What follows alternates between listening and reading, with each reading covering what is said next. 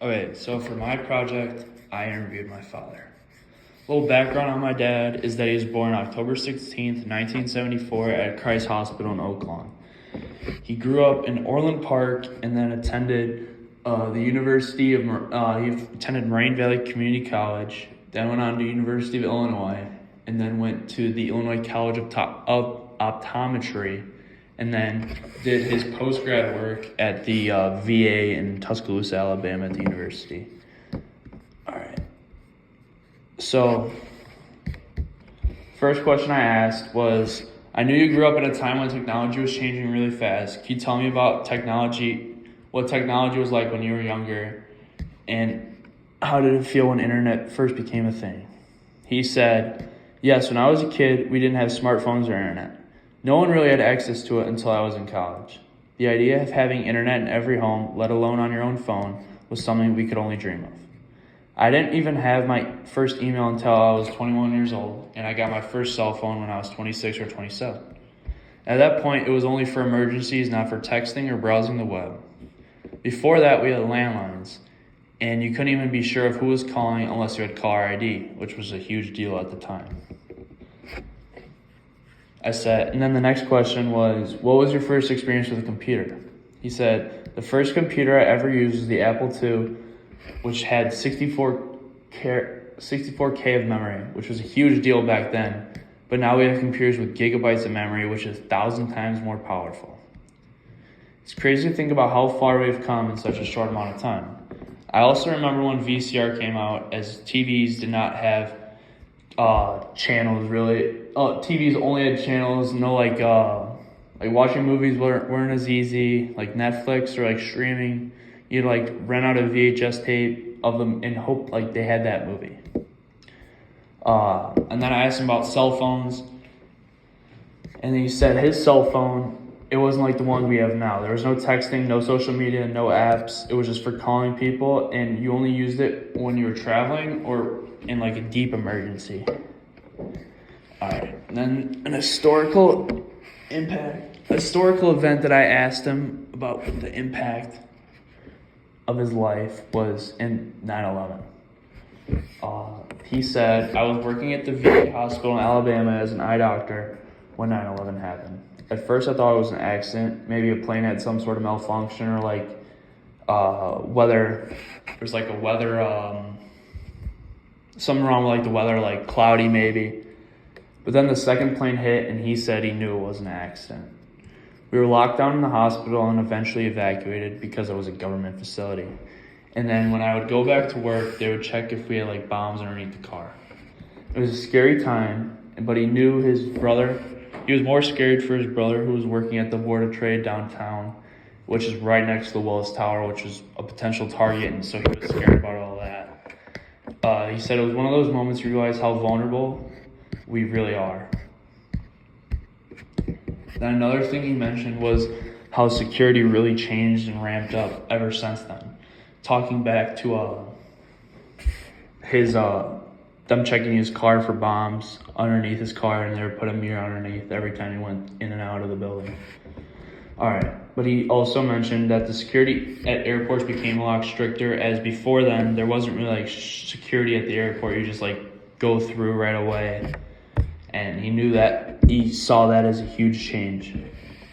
But also he said there was a huge sense of unity in the country after that. Like people came together and the patriotism was at an all-time high.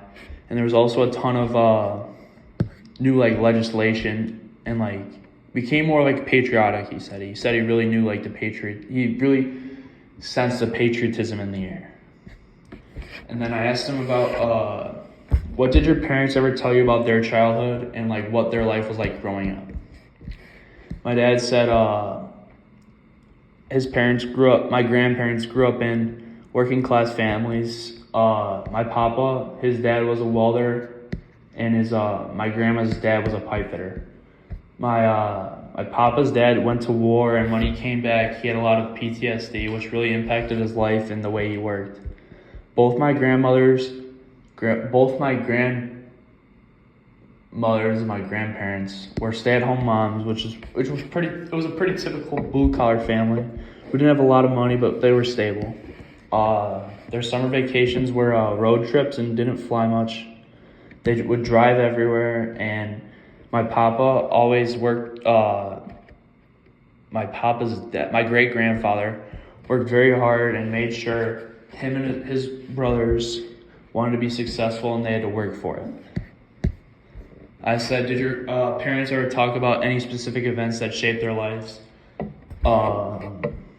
Like their parents. My great grandfather said he went to war and that had a huge impact on him. He had a lot of bad PTSD and would even tear up from like war stories that he would tell, like him and his brothers. And it was very hard for him, and even when he did share, it was always emotional. They would mention how lucky they were to avoid the war, and my grandmother's parents said like they were really focused on like the education side. And my grandma now is a teacher, and my grandpa, his dad wanted him to be a welder just like him, but he eventually became an economics teacher at the local community college and does tax returns now. In the past question I said, it seemed you mentioned a lot of the cultural and social changes in your life. Then what are the most significant ones? He said one of the big ones he noticed was how politically correct people have become. Like in 2020, it felt like everything had to be super sensitive, and like back when he was younger, there wasn't like, not a whole lot of people were like educated on like political stuff.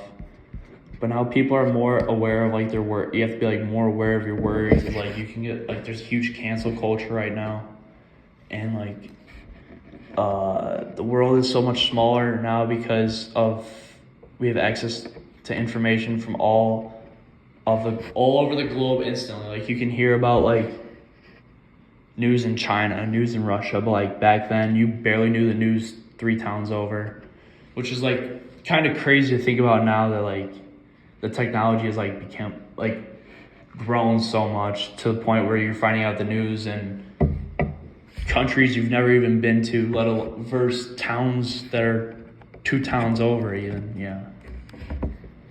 But he also said social media has had a big impact on how people interact with each other. I asked him, do you think society has become more divided because of these changes? He said yes. People are more polarized than ever. When I was growing up, you could disagree on things, but still have a civil conversation. Now it feels like it's either us versus them, and that's really changed the way we communicate. It's a bit of a sad change, but I think it's a result of how much faster information is shared today. I said, if you could go back to any time in your life, when would it be and why? He said, that's a really tough one. I've had a lot of good times, and I'd say college is a really fun time in my life, but honestly, I think I could go back to those childhood years of you and your sister.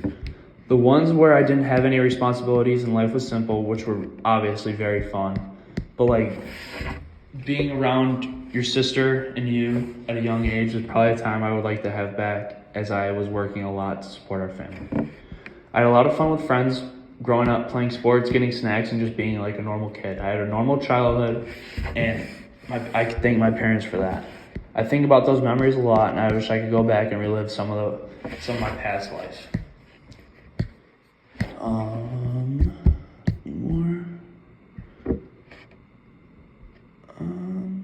If you go back to any.